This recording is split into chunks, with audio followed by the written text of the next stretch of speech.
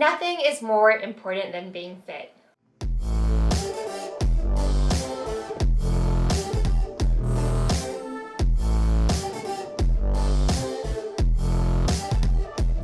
Hi, I'm Coach Sandy Nightpaper from HighRunning.com. Welcome back to my channel, Running Wild. Today we're going to cover heat versus altitude training. We have a lot to cover, so let's jump right into it. Nothing is more important than being fit. Let me say that again.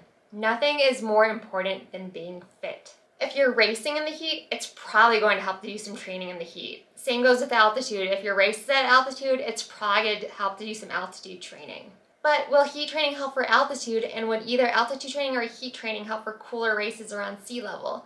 These are the questions I'm going to answer.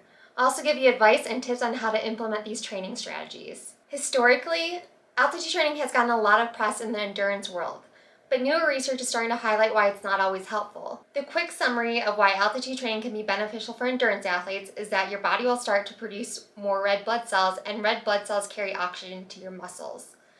There are some other positive benefits like capillary density, but that's the big one.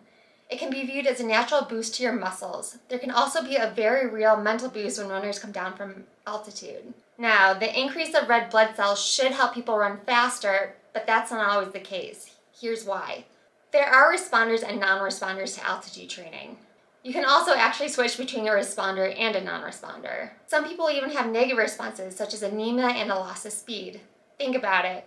You can't run as fast at altitude, so it's harder to train speed unless you're a sprinter, but that's another story. This is where the live high, train low protocol comes from. A big thing to keep in mind is that recovery is slower at high altitudes, unless maybe you're born at a high altitude. This is why many altitude researchers don't even think sleeping in an altitude tent is worth it. You might get more benefits from faster recovery and being able to fit in more training. Here are some tips for training at altitude. If you'll be training at altitude for weeks and not just a few days, you need to place a huge emphasis on recovery. Try to get more sleep, take easy days more seriously, eat well, stay hydrated, etc. Some of these things might actually feel challenging at first. For instance, if you have trouble sleeping, you need to lighten your training load even more. Every year, elite runners do altitude stints before big races and feel flat on race day because they ignored the importance of recovery. If you're training high and can't do your speed workouts down low, think about shortening the length of your intervals and/or lengthening your recovery between intervals. Unless you're training for something like Leadville 100, which is above 10,000 feet, typically the sweet spot for altitude training is going to be between about 7,000 and 8,000 feet. If you're just doing a short training camp at altitude, let's say about 3 days, you can get in some good training while you're there, but then make a plan to focus on recovery when you come back down. If you don't feel great the first time you're at altitude, know it might feel easier the next time you get up high. If I'm training someone for a high altitude race that's coming from sea level, I try to get them used to breathing hard, which is easily accomplished by a variety of different hill workouts. If you live around sea level and you've signed up for a race at altitude and it's impossible to do altitude training, heat training may be beneficial, which brings me to the next topic. Heat training. This was once considered a poor man's altitude training. However, some coaches and researchers are now suggesting this may be the better, more practical option for most people.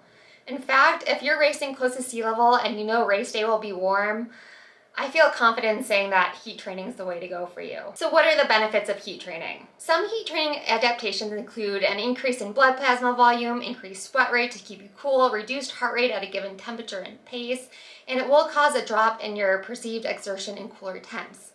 In other words, running at 7 degrees Fahrenheit, which is about 21 degrees Celsius, will seem easier once you sit in a sauna that's over 100 degrees. If you're wondering about blood plasma, plasma is the fluid component of your blood that helps oxygen get carried to your hard-working muscles.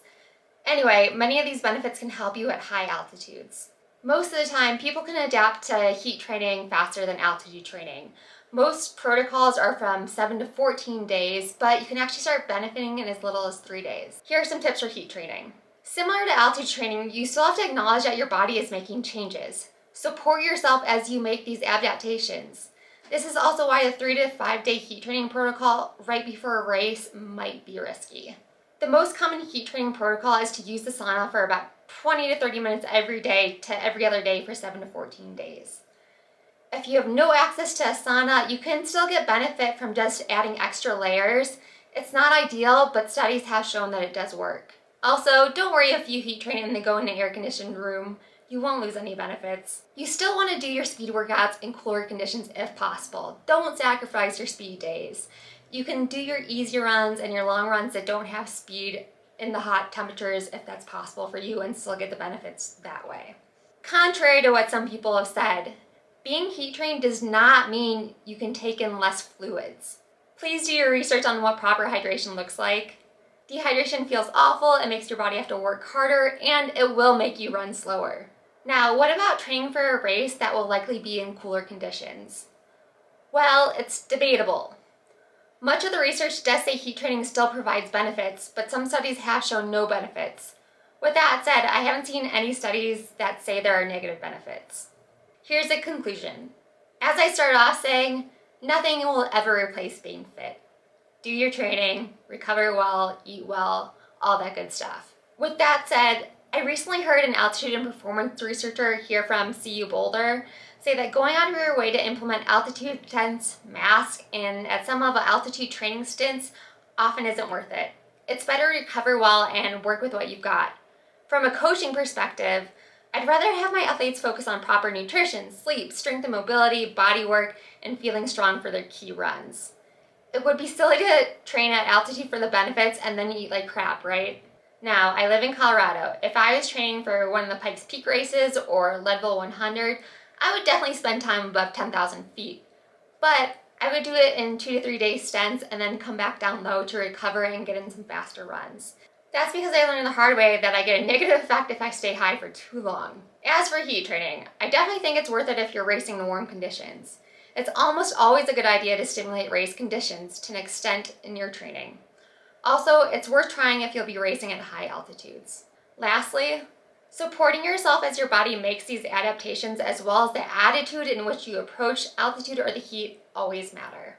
That's it for my cliff notes on heat training and altitude training. If you like information like this, check out the all-in plans at higherrunning.com. Be sure to subscribe if you like this video. As always, thank you so much for watching, and until next time, keep running wild.